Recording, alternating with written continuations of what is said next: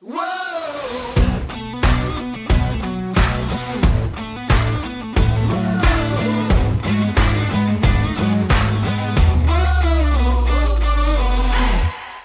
to the What's Up Ready podcast, where we fashion ourselves cinematic judge and jury. My name is JJ Crowder. I'm here with my co-host, Alec Burgess. Let's get it. We appreciate you tuning in. Go ahead and hit the follow, subscribe, like, bell notification buttons. Helps you keep up with what we're doing and when. It also helps grow the podcast, which we much appreciate. So do that for us. Also, you should tell a friend about us and a family member about us and that crazy neighbor that has way too many fucking Christmas lights. You can go ahead and tell them about it too. We all know you have one. Absolutely. We all have one. And if it's not your family member, then like the neighbor that has them, or everybody's got one in that area. I got one that's got like blow up Santa Clauses. Yeah, there's always one house on every street. You know exactly which house it is too. It's fucking wild, dude. And I have my mother-in-law. Well, I'll save that story. But man, it's December. What a fucking wild thing to say. Coming to an end of 2024. And with that, we're doing 5 weeks of Christmas movies. We got some classics on here. I guess, depending on who you ask. But the first one we're doing is National Lampoon's Christmas Vacation. It was released classic. Classic. Something. Classic something. Anyway, it was released December 1st, 1989. It was written by John Hughes, which I love. It was directed by Jeremiah S. Chechik, and it stars Chevy Chase, Beverly D'Angelo, Juliette Lewis, Johnny Galecki, John Randolph, Diane Ladd, E.G. Marshall, Doris Roberts, Randy Quaid, Miriam Flynn, and Cody Berger. It's about, of course, the Griswold and their family plans for a big family Christmas predictably turn into a big disaster. Jeez. This is your movie. You start. This was my movie. So this was my pick because I'd never seen it before. Oh, fuck off. You seriously had never seen it before? Never seen it before. And a few months ago, shameless plug, right? We did the Three Amigos. Yeah. And I mentioned that Chevy Chase was just not my favorite part. Like, I didn't understand him. Hadn't really watched a lot of his movies. So I decided to watch this one. I get him more now. I understand him a little bit more in his level of comedy. Does not mesh well with me, but I'd never seen it. And so there was parts in this where I was going, dude, that was funny. But it's very subtle humor, and it's a very realistic humor to the point where it's not the over-the-top, outrageous kind of thing. But I was sitting there going, man, Clark Griswold, fucking hero, first of all. Second of all, the level of patience this man has throughout the film. One little incident, and I'd be like, fuck all. You guys are gone. Get out. I never want to see you again. Family be damned. Yeah. This dude just takes it on the cheek after, time after time after time. And and it got to the point where the final straw that really pushes him over the edge was almost unbelievable to me. And so I was like, really, that's the one. Like, you should have expected it, dude. Yeah. There is no reason why you were hanging on to this one thread. So I had really mixed feelings on my first watch through because I enjoyed it. There was parts in it that made me chuckle, made me laugh. It was short, but then there was the overall story they were telling us, Clark Griswold. I feel like I was missing stuff because National Lampoon's, right? There's more to it than just the Christmas Vacation. Yeah. There's several films that are going in the series, and so coming into this one, I was like, jarring a tad bit. But I overall didn't have a lot of complaints with it, which I was surprised because I expected to hate it. So have you not seen any of the Vacations? Wow. No, none of them. Man. Should I? I'm so torn on what to tell you right now. Listen, I have a love-hate relationship with the National Lampoon movies in general, across the board. And it's the same problem that I have typically with any of like the major, same thing with the Saturday Night Live films and oh God, we did it a couple months ago. What's the British group? Oh, Monty Python. Monty Python. So like I have the same issues across the board with it's because, and part of my problem is I can't stand rewatching this. I've seen all the Vacations.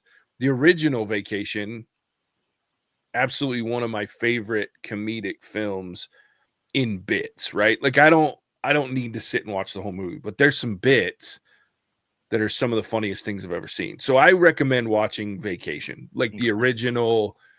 And you'll laugh because like every movie, Rusty's played by a different actor. Pretty sure the daughter's played by a different actor. Like, because they're all growing up. And so anyway, because I think Michael C. No, not Mike. Not Mike. I keep thinking Dexter because I've been watching the new Dexter. I've been getting ready to watch the new Dexter. Okay. Anyway, so I think of Michael C. Hall, but it's another, the dude from oh my gosh, I'm losing my shit today, Alec. It's a Sunday afternoon and I can't think straight. Breakfast Club, the nerd. Anyway, he's the Andrew son. Michael Hall. Yeah, see, I knew it was like a 3, and he had Michael in it.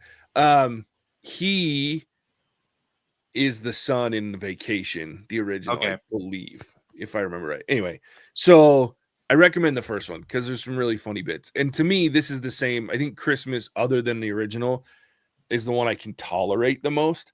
But it's the jokes become very predictable after you've watched a couple. So you'll go into Vacation and I think you'll enjoy most of the bits, but you'll be like, oh, okay, I remember. Oh, that's familiar. And so it's like, it's this overused, and it was an 80s, 90s trope, right? I mean, this is almost they just reuse the same shit over and over. The 90s had one movie. Yeah, exactly. And we're close enough to the 90s with this one that we see that effect in these films, and then the moving through the National Lampoons. Now, the original Vacation was pretty groundbreaking in that, like, it was very different because it's like you said, in this one, even it's grounded comedy.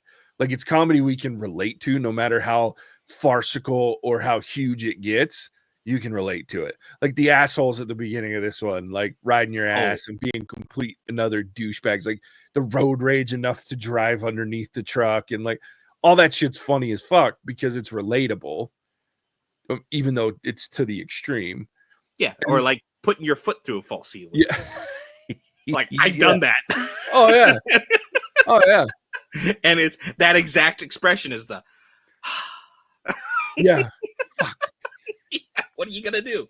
Or like even the extreme of bringing a wild animal in with your Christmas tree. Yeah. Like, you know what I mean? Like we've done that. I've done that. We come home, we get it, and I never got it in the house, but we got it loaded up in the truck, and all of a sudden a fucking bird flies out, and I'm like, sorry about your family in your house. You can come live with us for a couple of weeks. Sure. But yeah, I mean, it's, to your point, it's very relatable, and it is about the only time I can stand Chevy Chase is those couple of movies with him. Other than that, I'm not. It's just Chevy Chase, and Chevy Chase plays Chevy Chase. That's it. Always has, always will. Which is why nobody likes his ass in Hollywood anymore. Fair point. Yeah. But yeah, so I mean, the part that got me, or the tedious bit, was one after another of family members showing up, and it just continued and continued and continued.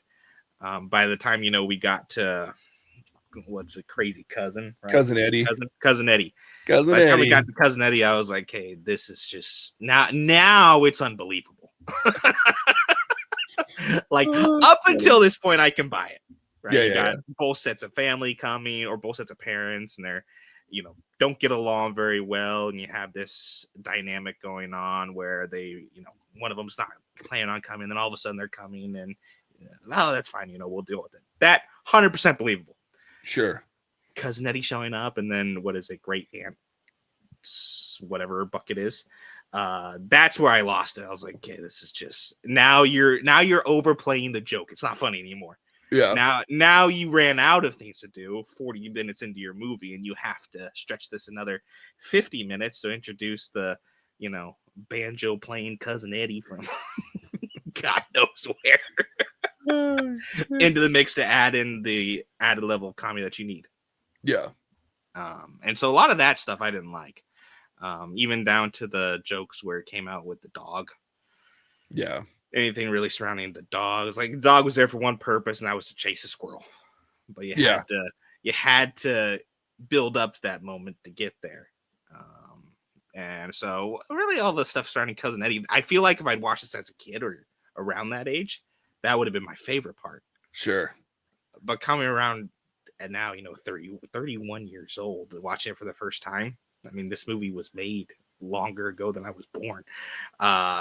So watching it, that far after it's been made, I was like, I could get behind most of it, but the stuff that missed really missed hard for me. To the point where I was checking how much longer is this going on for. Oh yeah. But then the stuff with the neighbors cracked me up too. Oh, for sure. Like, you have very prim, proper neighbors, who are all about, kind of that, I know this has been popular, right? That top G mentality with the Tate brothers and everything like that. Very, very kind of that more money, go for it, get, the hustle type of a thing. 100% they're stuck to Clark Griswold. Every single person like that in the world lives next to Clark Griswold, who does not give a flying fuck. Yeah, for sure. So funny. And so that whole scene where the wife's like, "Hey, go talk to Clark, all right, go punch him or whatever, go beat him up," and he's like, "I'm not doing that." Yeah. She goes over and the door gets answered and boom, squirrel right to the face. That cracked me up. Like, so that whole dynamic was hilarious to me. Yeah. But the stuff that missed just missed terribly. Sure. Well, yeah, and that's a pretty common thing you'll find that in all the vacation films. Like, they just don't, it doesn't always hit. But when it does, like, I do laugh my ass off at the whole, like, where are you going to put that big tree, Clark? Bend over, I'll show you. Like, those just rude crew, because that's me, right? Like, and I relate to that on so many levels to where I'm like, yeah, I would be a complete and utter douche to my fucking pompous ass neighbors. By the time I got to that point, like, I'd be pissed too, and be like, yeah, let me fucking bend over, I'll show you. And then the other one that gets me, I do laugh my ass off, because growing up we had an RV. My grandma and grandpa and my dad thought it would be great, like, we'll go in on an RV together, and then because we used to live in Ohio, and then my grandparents lived in Ohio, we lived in Kentucky, Tennessee area for a long time, and then I had family that lived out here in Utah, and so we used to drive. Well, driving in a car from the Midwest East Coast area to Utah, it fucking sucks, dude. I've done it way too many times now in my life. What's that, 1,200 miles and one left turn? Yeah, exactly. It's like 25 hours. If you just like sit straight, it's a whole lot of bullshit, especially when you get through Iowa, Nebraska. Fucking eat me. That's the worst fucking 15 hours of driving on the planet, those two states. And Nebraska just is the longest fucking state ever. The only thing worse is driving like from the bottom of California to the top. The only difference is you get to look at the ocean if you're driving the PCH. Fucking Nebraska, it's goddamn corn. East on the 10 from Phoenix to El Paso. That's fair. Is the fucking worst, because there's nothing. That's fair. There's rocks and there's dirt. That's fair. It's probably the same. It's just corn or desert like that. Because I will say I've driven that from Phoenix out to California, like the Needles area, and I'm like, oh, that's fine. It's going the other way. It's going to Texas. Wow, yeah. You get into West Texas, it's nothing but a fucking dust bowl too. So yeah, how do we always end up talking about the country and the shitty places in the country when we fucking do these? But anyway, I think it's because we live in shitty places. That's fair. That's fair. That is fair. But yeah, like, it's that whole situation of like you said, the relatability, like, but that when he starts getting to the point where he starts being an asshole, and like, oh, sorry. So I was telling the RV story. So like, I always laugh at the Merry Christmas shitter's full, like, and he's dumping it down the sewer drain, like the fucking water drain, like that whole. Because the worst part was when you get driving, and then when these long ass drives and you got kids, like, they're like, just go use the bathroom in the RV. Well, eventually you got to dump that shit out, and literally. And so you got to find a dump station. So it always made me laugh, like when I watch that, because I just think of my grandpa. I got to go dump the shit. It's because it took a while too. Like you had to go stop and sit there. That's a big take. Yeah, we as kids are sitting there going, "This is bullshit. This is so boring." Because you're just sitting there, and then, yeah, it was funny. And then everybody's bitching about having to freaking dump the tank. It was great. So that part. But I'm with you. Like by the time you get to Cousin Eddie, but goddamn, isn't Cousin Eddie makes me laugh though. Like the fact that they're standing there, and Clark. One of my favorite like sequences of this whole movie is when Clark gets the Jelly of the Month Club instead of the bonus, and like he's like freaking out inside and he's not saying anything, and then he says, "Oh, it's the Jelly of the Month Club," and fucking without missing a beat, dude. Oh, that's the gift that keeps on giving all year long, Clark. And I'm like, that's my fucking uncle. That dude, he just says shit like that. You know what I mean? And he's just quick off the draw trying to find the bright side of shit. And I'm like, fuck you. I don't care about Jelly. And then when he loses his mind, that whole speech of like and then watching like Clark or Cousin Eddie's fucking brain going, "Oh, I'm gonna get Clark this Christmas gift of going," and it just, yeah, that part absolutely fucking cracks me up. That whole 5-minute sequence. But that's my big problem with this movie and the vacation movies in general is, again, it's like an elongated Saturday Night Live that tells one story with a bunch of the bits that are set up, right? And then they just keep repeating the bit, or they change the bit, and then they move it to in Europe when they go to the European vacation. You know what I mean? It's all the same shit, just revamped for the holiday or the time frame of the place. But it's just, there's no cohesive. This one probably has the most cohesive storyline to it, but like it just feels like we're going to do a funny 5 minutes, and then we'll do a bunch of shit that moves the story along that isn't funny, that could be funny, but we'll just throw it in there to keep the really knuckleheads laughing, and then we'll move along to the next funny bit. So I get really bored watching these movies. Like, I'd rather hop on YouTube and watch clips of the best parts, right? Like, because you can just Google Clark freaking the fuck out, or, you know, the shitter, have Merry Christmas, shitter's full shit. Like, that stuff's fun.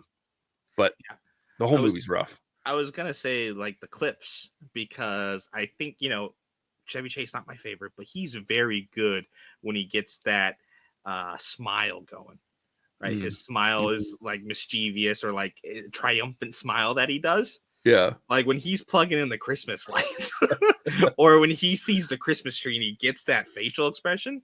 Yeah. I mean, that gets me. I was like, because you can see what's going through his mind when he's about to plug in the Christmas lights. Mm-hmm. Like he's been spending all day on this. Yeah. Counting the bulbs, checking the bulbs, doing everything. Is getting this close to his moment of victory, and he does a great job of communicating that, because I'm getting excited too, right? I know it's not going to work because it's got to be a bit, but at the same time, you just can't help when he's up there. He's like, yeah, he's like the kid fucking holding the plate of cake. Yeah. He hasn't been able to eat it yet. Like me when I'm cooking a steak. Just waiting. And so that, like, part of Chevy Chase gets me is that look that he gets. I'm like, I can relate to that, because I'm pretty sure I've had that exact same look on my face before when I'm getting excited about something. But it's something he's really, really good at. And so you combine that with the little bit of the bit comedy, and it works. But for the most part, like, it's very small and few bits in between. Yeah. Of what he's doing. So it holds it over the next little tidbit for me, but the majority of it, I was kind of going, okay, trope. Mm-hmm. Funny. But that's something that he does very well that I enjoy, is that little Yeah. Well, and he does on the flip side, he does disappointment well too. Yeah. Like the downtrodden, like so when he does plug it in and nothing works, you can just see like the deflation of like excitement. And so he flips those two on their like head pretty well. And his facial expressions are good. I will give him that. I don't love the guy because again, he plays the same fuck, but he makes me laugh, like, but just not in these movies typically. I'd more usually laugh at the bit characters in these movies. But you're right, his facial expressions are pretty spot on. And like, yeah, every time he gets mad. I did it. Oh god. I love it. Or when he's sitting in the fucking attic and he's like kind of rocking a little bit, holding the thing, like blowing on his hands and shit. Yeah, it just there's moments where, and I think it all goes back to what you said earlier, the relatability of being in that situation, no matter how extreme it is. We've been in a version of that sometime in our lives. So you're just like, okay, that's funny because that's, yep, been there, done that. Bought the t-shirt a couple times. 100% getting locked in the attic. Oh yeah. Oh yeah. We had one of those walk-in attics, like the climb up with the little ladder that came down. That fucker broke on me when I was a kid one time because it was old and nobody went up there, but we were like, it's the greatest hide and seek spot ever because nobody wants to go up there because it's fucking hot as balls or it's cold as fucking ice. So we would go up there as kids, and the ladder wasn't like you've seen those big beefy ones that come down. It was not that. This was like your fucking grandpa's 1920s wooden ladder that had like round fucking rungs on it, and but they were little teeny things. That sumbitch was dangerous. Sure as shit, I got up to the top and was trying to pull it up, and it fucking broke off. And I'm like, God damn it. So then I had to like jump out, and I was like a little kid, so I was afraid. So yeah, I've been there, done that. Never for Christmas lights though. No. Speaking of Christmas lights, oh, go ahead, buddy. I was just gonna say that's the relatable aspect of it is, the being stuck up in the attic, just kind of rocking back forth, and then I'll put this up in the attic. Yeah. So it's how would you describe it? Not really the whatever. I forget. Yeah, you pulled me there. Yeah, but that's what that looks like. Screw it. You, what's up? Christmas lights and shit. Like, you into that? Oshi into that? Both of you, like family. You guys put Christmas tree up and shit. Like, what's that look like at your house? So, let's see. This is a tricky one. I am not. Okay. I'm perfectly fine without it. We have a little small, like, fake Christmas tree that's up pretty much all the time. It's just a decoration piece. I am not Oshius, and so there's constant battle back and forth. And I don't know if I told you this, but I think it was 2 years ago. We were on like some date on Christmas Eve, and stopped by Home Depot, and apparently you can get a fucking Christmas tree for free on Christmas Eve at Home Depot if they have any left, because they got to get rid of them type of a thing. Oh, I was so pissed because Oshi was like, "Oh, it's free," and I was just glaring daggers at this poor guy who was working. Oh, that is so funny. I was like, yeah, we're not spending money on Christmas tree the day before. He's like, oh no, it's free. I was like, shut the fuck up, dude. Yeah. What are you trying to do to me? I love that. So we now go like every year on Christmas Eve, pick up a goddamn Christmas tree. Oh my god! You can get them for free from Home Depot, and they're not big, right? It's like the leaving, like a 2 foot, 3 foot tall piece of tree. But oh yeah, no. And these are the live ones, right? Like the actual, ones. Okay. Yeah, straight up. That's funny. Yeah. They usually have in their parking lot out in a cage or something. Yeah, that's exactly what it is. And so Oshi's very much into it. I am not. Like I would be the person who Christmas lights stay up year round because I'm putting those motherfuckers up once, and then I'll just turn them on when it's Christmas season. Yeah. But they're staying up there otherwise. But yeah, well, before we didn't do a tree, but so for the last 2 years we've done a tree. Home Depot. Home Depot tree on Christmas Eve. Dude, I'm with you though. I don't care. To me, it's work, right? Like, Yes, I gotta put 100%. that shit up. I gotta take that shit down. And I'm not like a festive dude, right? Like, so I don't decorate. No, not Yeah, I know. you. Shocking all of that whole situation. I am shocked. Who the fucking thunk it? I'm a Scrooge fucking bastard. I don't fucking care. And it's not just Christmas, right? Like, I think holidays are great for spending time with my family, for hanging out, getting time off work. You know what I mean? Having a good time, separation, whatever. But I don't need my house to be lit up. Like, and I don't need a Christmas tree because then I got to move everything else out of the way to put the Christmas tree up, and then I got to clean that shit up. I got to putting ornaments away is a fucking nightmare.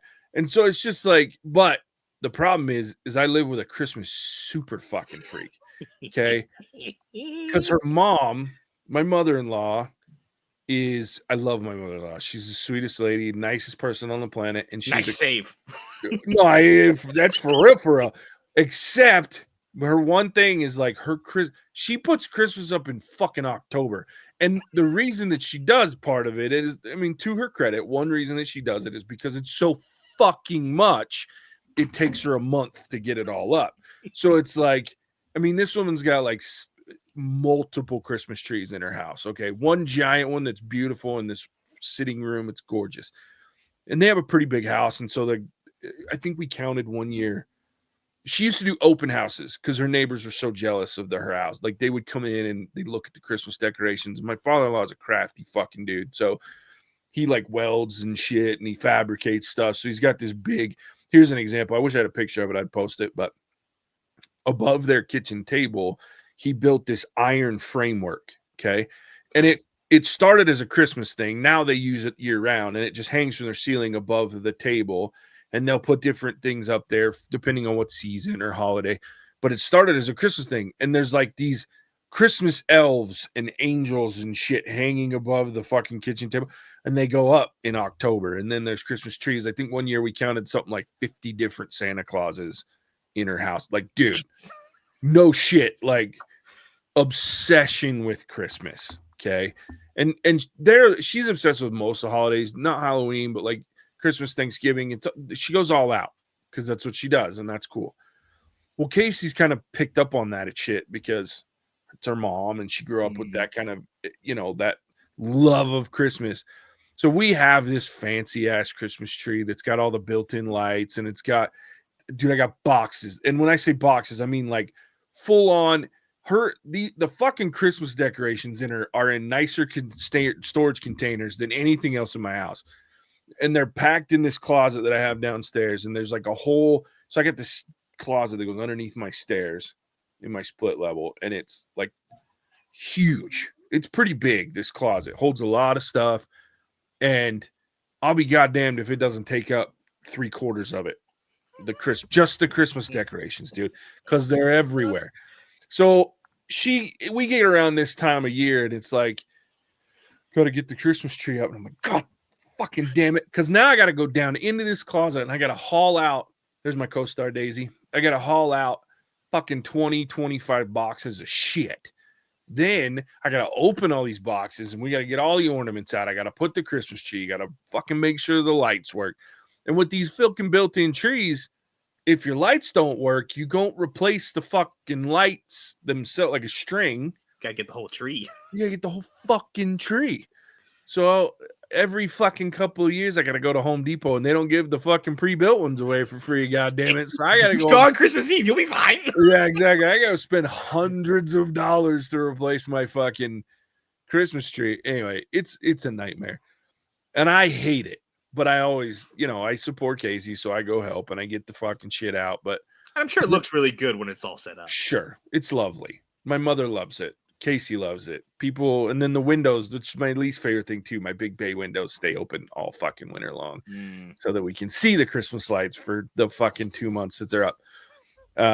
But then there's years like this year where we've just had a wild year and lots going on with my parents and things like that. So Casey's like, I don't think we should do the Christmas tree. And I'm like, oh okay. No.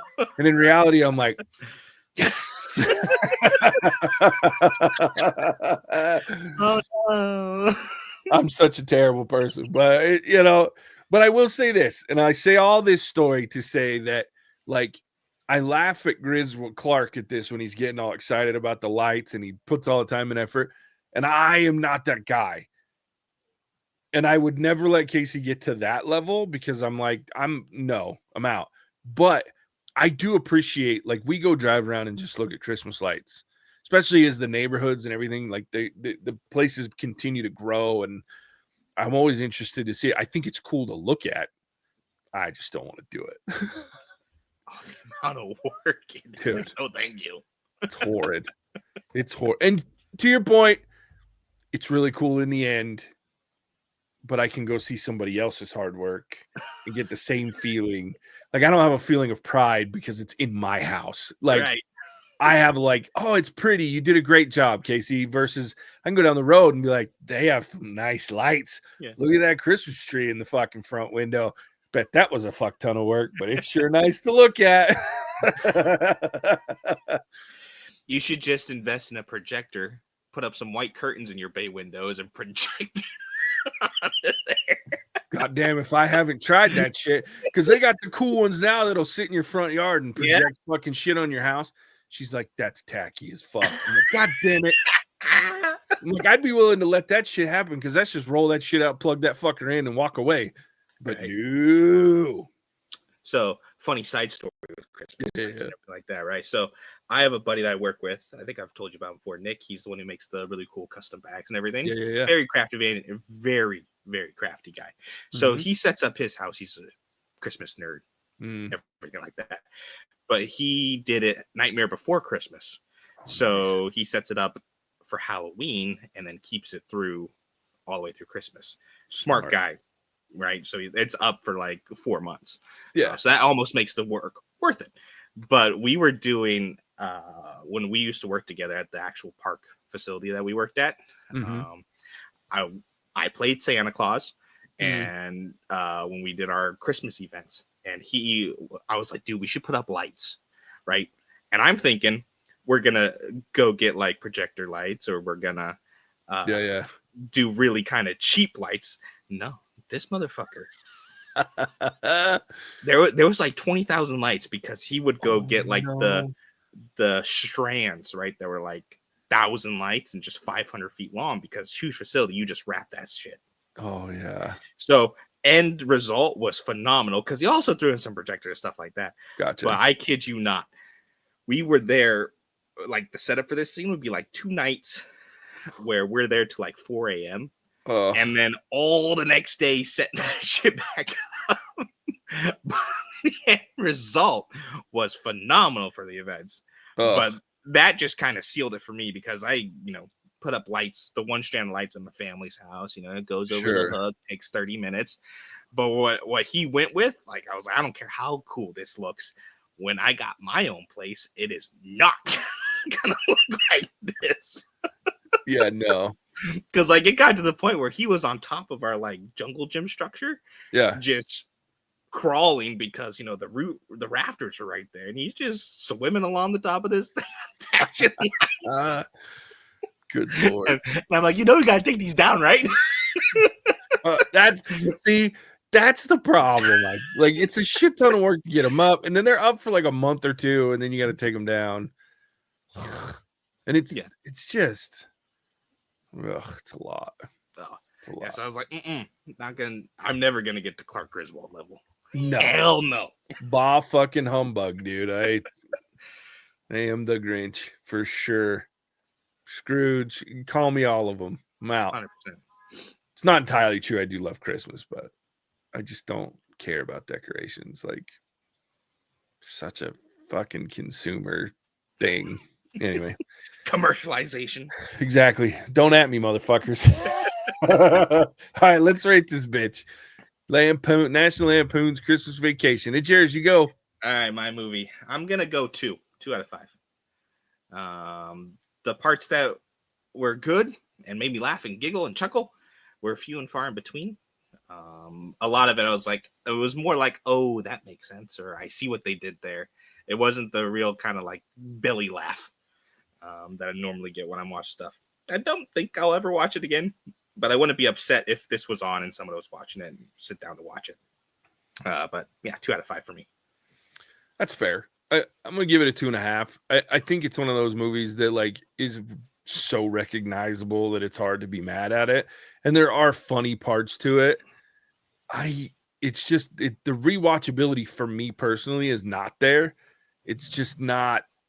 It's too predictable. There are better Christmas movies, funnier Christmas movies. Some of them are on the list that we'll watch for the rest of the month. Others are not because I didn't get to pick all of them. There's one coming up that is. I'm pretty sure I know which one you're talking about, and it is not. Oh, yeah. It's my fucking, I hate it. Anyway, we'll get there. I'm going to be like the Scrooge McDuck this month. Like, I don't think the problem is we did all the good ones last year. that's fair too. That's fair too. We're not very good at this whole planning ahead thing. Yeah. That's true. There are a couple on the list. Anyway, this movie's not it though. Like, it's not the primo Christmas movie. It's just like the one people talk about because it's who's in it, and it's a lot of famous people, and it's tied to a famous. Like I said, the original was hilarious, and it's timeless in my opinion. But after that, it was just a money grab, like everything else in Hollywood, and this suffers because of it, even though it has good parts. So 2.5 for me. I only watched it because of the podcast. Like, we have a series of Christmas movies that we watch, and then there's like Casey forces me to watch random ass shitty Christmas movies, and so I just watched one of those the other day. Yeah, I watched like 4 of them yesterday, and I was not real thrilled about it. But yeah, it is what it is, though. But there are some really good ones. This isn't it, though. Go watch the clips on YouTube. You'll have a better time, in my opinion. But there it is. 2.5. 2.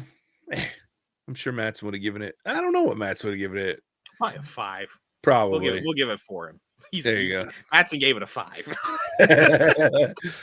Not here. He's not here for good reason. Finally, having a kid and all. Yeah, it would have been great if he had used up all his bad reasons beforehand. That's fair. But soon to be parent and all that shit, I'll give him some grace. Or I guess soon to be second time parent.